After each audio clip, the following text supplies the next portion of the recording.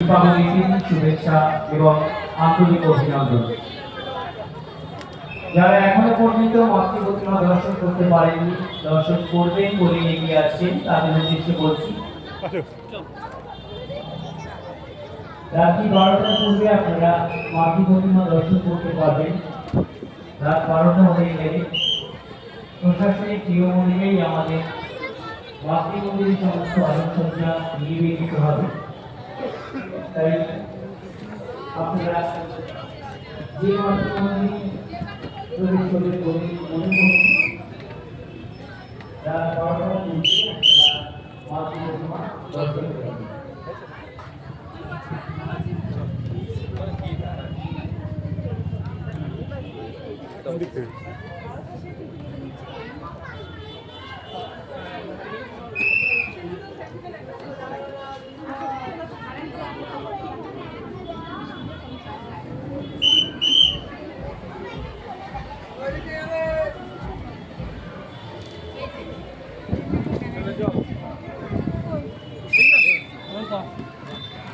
এই কোথায় আসছো?